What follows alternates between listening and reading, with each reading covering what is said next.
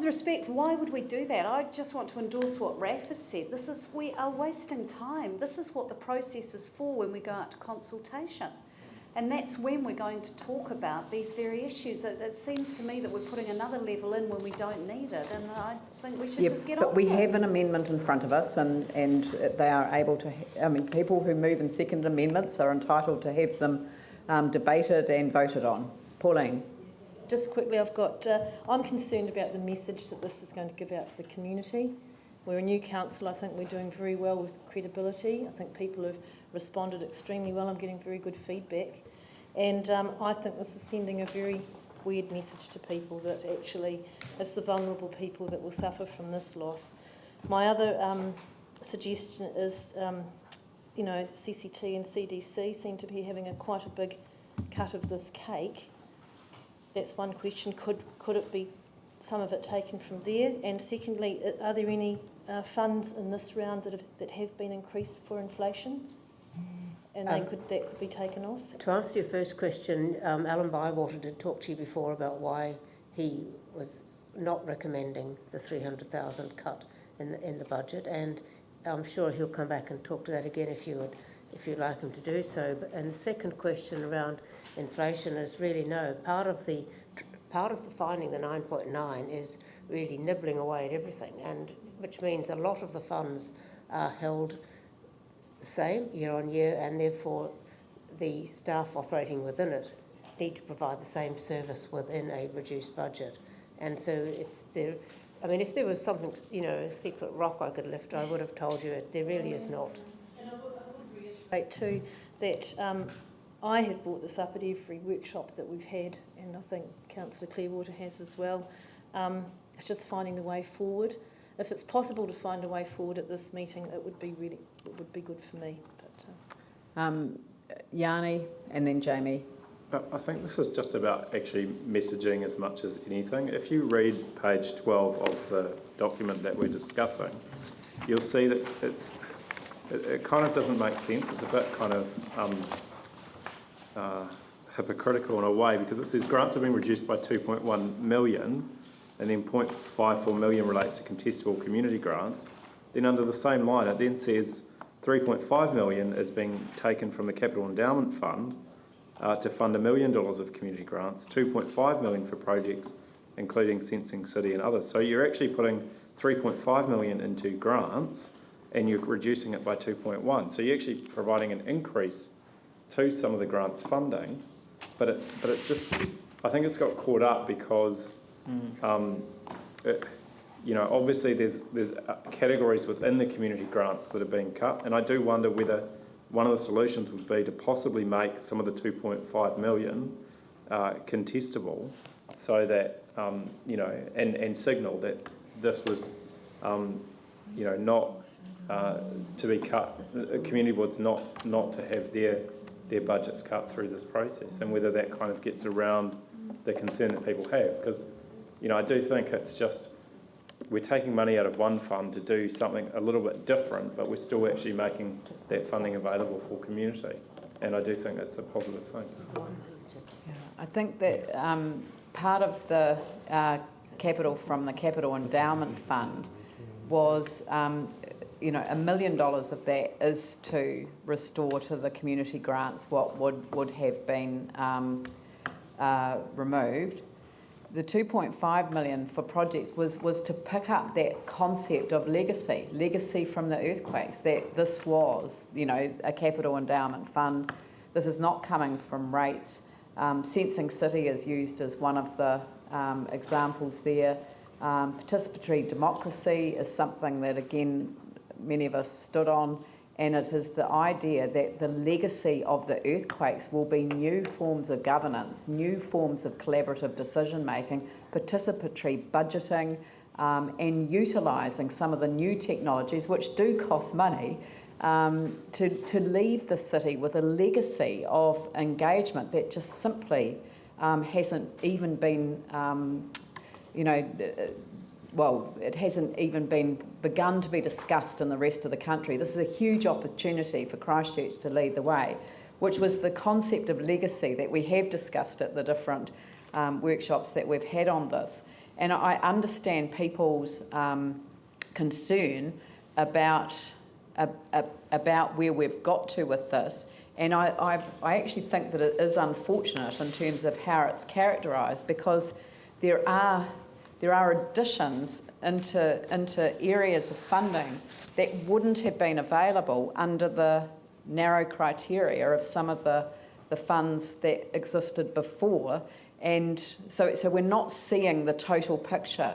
So I guess that if the resolution that is on the table, the amendment, is lost, then I would foreshadow an amendment that would require staff to prepare a report on a strategic review of council grants funding. Well, actually, I'd get them to, prepare a strategic review of council grants funding and prepare a comprehensive report for council by the time that the community consultation is concluded on this, so that by the time the community consultation is concluded, we will have a full report on our entire community grants. And but that's foreshadowed if the resolution fails. Pauline. Thank you. Mind you, if miraculously the resolution was passed, I think we should have that review anyway. I'm just wondering how accurate the or fixated or the detail in that 2.5 million for the Sensing the City and Participatory Democracy and Resilience, is that a fairly broad, there's nothing actually been applied to for that deliberately? My question is basically, could some of that be slightly reduced? Well, we made a commitment last year to the Sensing City project. And there will be a paper coming forward on that soon in terms of their funding. That much is pretty much needed, is it? The 2.5 for full? Well, I can't remember off the top of my head what all of the amounts were for. I think, I can't remember them all exactly. Wiggle room in there? Not $390,000. That would take it down to 2.1-ish. Yeah, but that would leave $100,000 for some of the projects, because there was $500,000 for a number of projects around. There was 1.5. Look, I can't remember the exact figures off the top of my head, but I can't say that we could allocate. We already allocated $1 million of capital from that fund, which means that every year from here on in we get less income from interest. So we have less money to distribute from that every year, because we are reducing the impact on community grants for 1 year, and that's costing $1 million to do that. So, we have tried to balance all of these things. I understand that it is challenging. As I say, I'm not satisfied that we're getting the best out of the concept of partnership that we're all talking about with community on these grants. I don't see anything that's joined up between the Metro and the community boards when I look at the range of the grants. And I wonder whether our new and very much invigorated relationship with other philanthropic organisations is actually a mechanism for strengthening longer term funding relationships with some of these ones that are already, for example, on our the 8 projects that are on our 3-year horizon. Whether we've got the concept of being able to move more into that secure funding in partnership with other philanthropics. And all of the philanthropic organisations are really, really wanting to talk to us to see about how we can collaborate much more effectively around resourcing community organisations. Phil Clearwater. Look, in seconding this motion, this amendment, I'd be entirely happy to include the what you referred to, Leanne, as staff preparing the report, and put that up either way as to whether this is support it or not, as a second amendment. It just seems to me that, in fact, a lot of the knowledge, a lot of the information, for example, about the value of community groups and organisations is being overlooked. In fact, community boards and council have had great partnerships with those groups for many, many years. And earlier research is really clear that, in fact, in terms of investment, you get a 10 for 1 back on your returns. So for every dollar we put in as a council, it's been measured at a $10 back for a return. That's not too bad in terms of investment, which I think is why a lot of us really want to ensure that these small organisations survive. So there have been the ongoing partnerships, and this is also a clear social investment. So I'm supporting that, and I'm also happy that the amendment that you have flagged also goes up for us to vote on too. Jamie Goff. Okay, thanks. Yeah. Deep breath from me. I'm incredibly frustrated sitting here with this because I can't support that, not because I don't like the intent or the sentiment of it, I do, but we've spent weeks upon weeks upon weeks, more hours than I can physically count, going through, thrashing something out, compromising to end up with a budget that we're going to go out to the community with that balances in line with the proposed rate increase of the long-term plan. We got there, and I just feel that it goes against every single governance principle that I've got to come along into the meeting there and chuck ad hoc numbers around like this with no idea of what the budgetary implications actually are, only when staff do quick maths. No one even knew what this is, and I'm sorry because I don't disagree with what is being proposed or what you're trying to get out of it, but what I find even more frustrating is that I've heard a brilliant suggestion from our mayor which suggests a cost-neutral way of achieving everything of this with a strategic rationale and basis behind it, which makes perfect sense, as opposed to just finding ad hoc ways to propose a higher rates increase for no greater benefit, arguably. So I just think that I ask that we vote against this so we can implement the foreshadowed motion which the Mayor's put forward, which I think achieves everything that we want to achieve here and adheres to good governance principles, because this is just bang head against wall financial lunacy time right now with this. Glenn Livingston. Thank you. Just following on from Councillor Goff's, it's all right, it's a democracy. And in response and in line of that, actually, in my view, it is good governance to have this debate in the open, which we must do over public funding, despite the fact we may have had discussions behind closed doors, which every council does have. So I think the thing is, I would support the Mayor's amendment going through either way, whichever way the outcome of this debate. I think it's important that we do actually apply rigour to what our community groups are doing. Some are doing very well. We have had cases in the past where we've raised some big questions. So just to reiterate that, I support the grants remaining, but I also support the strategic review. I think that must be taken seriously. Pauline. And I would like to apologise for throwing this in at the last minute, particularly to you, Councillor Goff. Okay, but the thing is that it's probably because I'm new to this process and I didn't realise that all those nuts and bolts had to be tightened up before we got to this table. However, I am confused that we're even here to have a discussion, and I support Glenn here when he says this is the forum to have it too.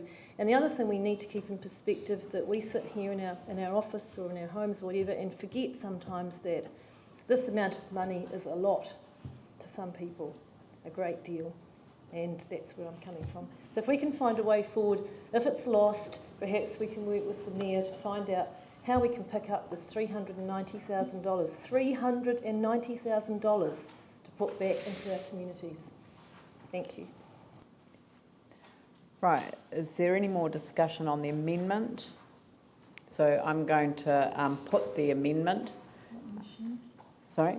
Yeah, we might as well just do it by machine, so I'll, rather than have ayes and noes, because it sounds like it's closed. Those in favour of the amendment, press yes. Those opposed to the amendment, press no.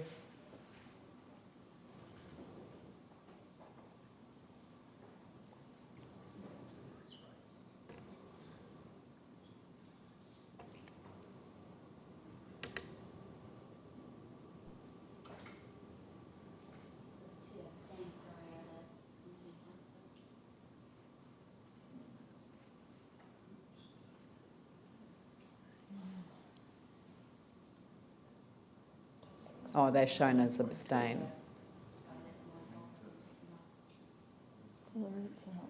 Hey? So we've got to find the 0.12%, otherwise the rates go up. So, Yanni? Can I just move that this comes out of the extra CCHL dividend? I think that's a really clean place to take it from. We heard that there's money being held back for other unknowns. To me, this is a known. We've voted on it. When the time comes to consider those other costs, then we'll have to do that and look at how we fund it. But given that we've made this call, I think that's the cleanest, most simplest place to balance the budget from.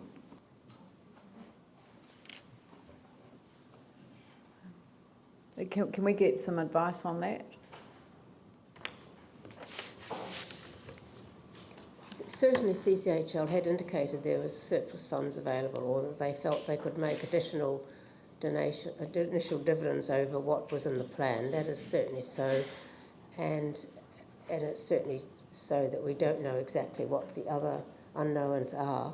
As I said, we know there's work around Port Hills, we know there's work around whatever that land problem is that's moving, and we do know that inevitably every year we have additional unforeseen costs around earthquakes. We also know that right now we have no provisions at all. So normally a normal prudent budget would have some small amount set aside in the balance sheet as a provision to meet sort of unforeseen costs, so that we can deliver on the budget as the councillors have voted, because the other side to that is the position we're in this year with the costs that we're not anticipated as a result of the changes the Crown Manager has made, where the rest of the council are looking to find the savings to hold the rates.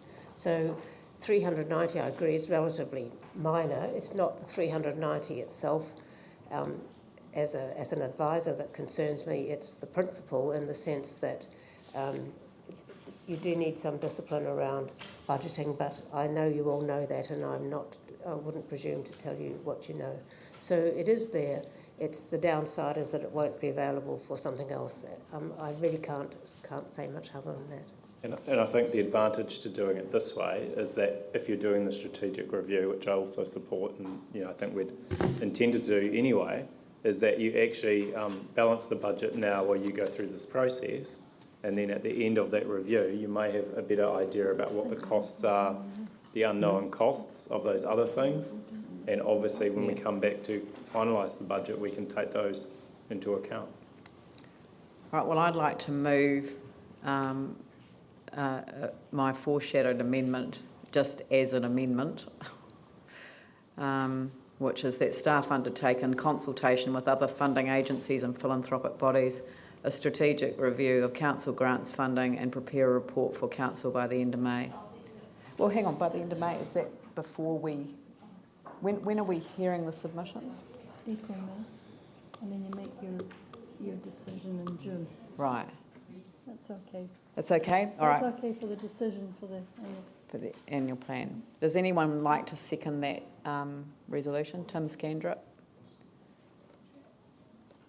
Can I just ask, with the move and seconder, seems to me that the very people that the grants go to are excluded from this, so I'd like to suggest in consultation with the community.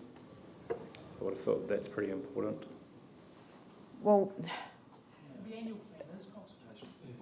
what I guess that what I'm trying to get is to get the other funding agencies and the philanthropic bodies to talk to each other as we develop a strategic review of our grants funding, but it's to get an overarching view. I mean, Yes, the concern I would have is the people that receive the grants would have a view on the process. the thousands of organisations, Identify that the could help thousands us of improve. organisations and individuals. Well, that's fine. I mean, if people don't want to talk to the groups. But,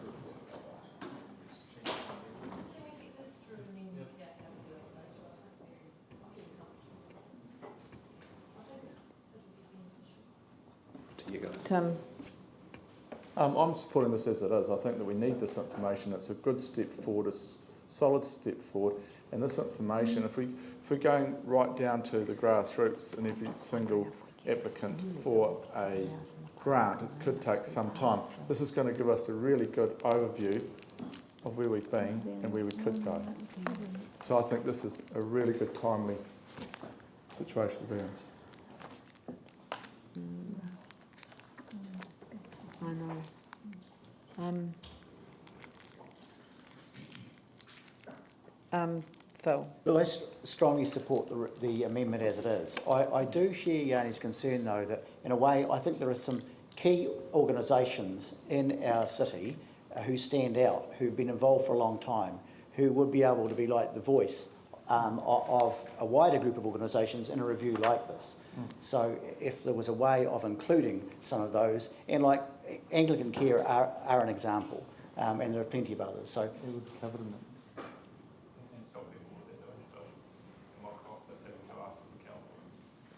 well, their contribution to date is huge, and they know as well as any of us would ever know in terms of how our funding could be well spent. And I've got no doubt, though, the funding agencies, that they are clear too on what they are devolving. So I think it is a way of joining this up, really, if we could have the at least some of the providers included. I think, just to add to Phil's point, one of the issues we've got with churches, for example, is that they don't have enough money to fix their facilities, or they've got huge financial constraints. They're now going through quite an extensive properties disposal process, which means some of the groups that we're funding are becoming homeless.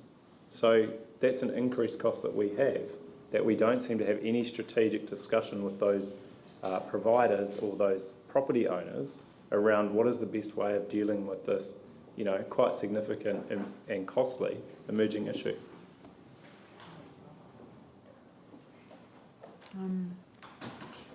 Tim?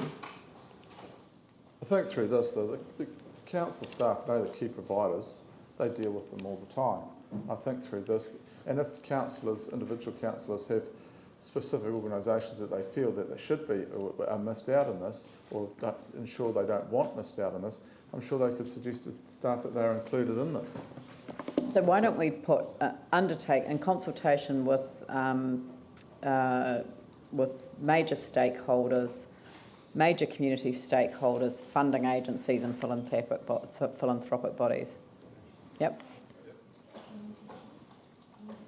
Madam Chair, I think you're undermining the great resolution that was actually there. I don't care anymore.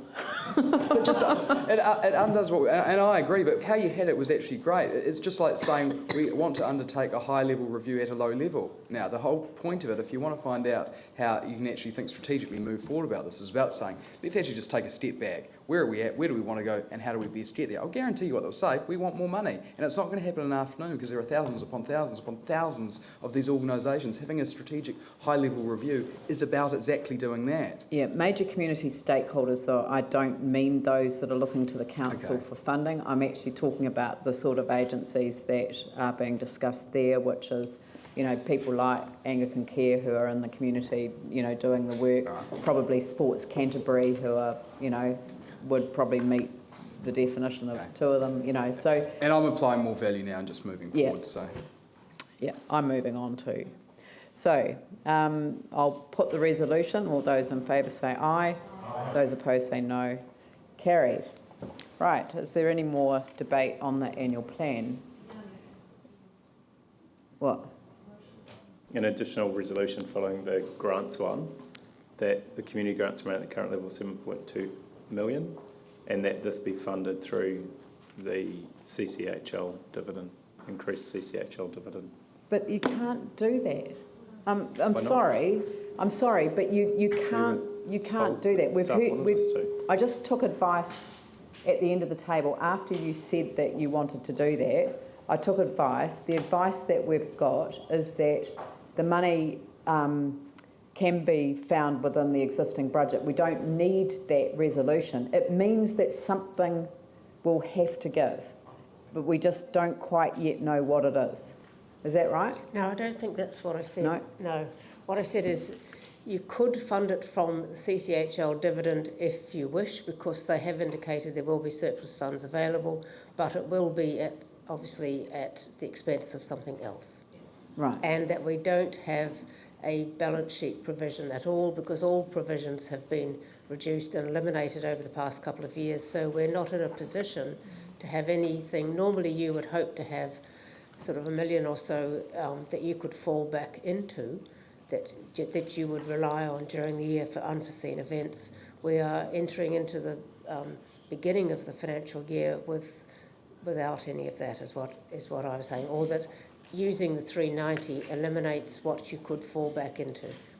So the answer is yes, you can do it, but it just weakens our position during the year. Yeah, I mean, and it's like everything, which is what I was saying, that it's like all budgeting, isn't it? You give up something at the expense of something else. The thing is, we don't quite know what the something else is at this stage. And I gave the example of the Crown Manager's, the costs relating to the work the Crown Manager did, which we did not know when we set the budget last year.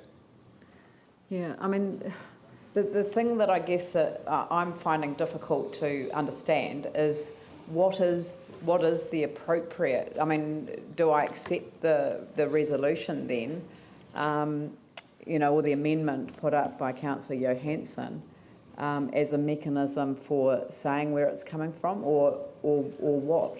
That would be the preferred way, because if you don't nominate a source, then what happens by default is the rates go up, which clearly is not the intention. Okay. Therefore, it is better to nominate the source of funding, such as the dividends in this instance.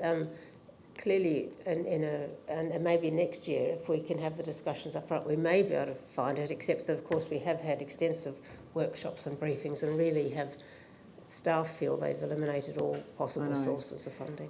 What, I guess that the other thing that's kind of at the back of my mind is that there are 2 absent councillors, and after we've received this full report and after the public representations that we receive, it may well be that the decision is to reduce this budget, even though it's gone out for consultation with that in. So, I mean, I just kind of want to. Well, you can do that when it comes back. Before it comes back to you for adoption as the final annual plan, you do have the opportunity to re-look at various levels, and you can amend them as a result of consultation. So is it better that we dedicate this funding source for this now on the basis that it may still change in the future, but we don't want to put it on the rates? In my view, that is the better option. Right, okay. So the motion is that the source of the 255,000 be taken from the CCHL dividend. The increased CCHL dividend. Yep. The increased CCHL dividend. That's only 330,000 though. 390,255. But sorry. Yep. The extra CCHL dividend, I think the quantum was about 4 million. Is that right? We had a choice between 6 or 10. Well, remember though, that does depend on the results through to June. Of course. Because we need to find still 9 million through to June, and if we don't find that, then you add 3% onto the rates for next year. Right. But my point was that the increased CCH dividend is only 330,000. No, that was the amount you've already put aside for other things. Okay. So would somebody like to second that? Phil Clearwater? So I'll put that amendment. All those in favour say aye. Those opposed say no. That's carried. Did the person who said no like to have their vote recorded against? Raf Manji? Raf Manji records his vote against. That the source of the funding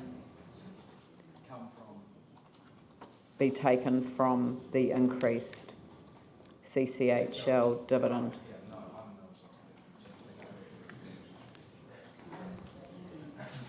Hang on. Well, we've voted on that. So, yeah. So, yeah, and I'm another no as well. So that's Manji, Gough, Dalzell, East. Right. Okay, so back to the debate on the annual plan.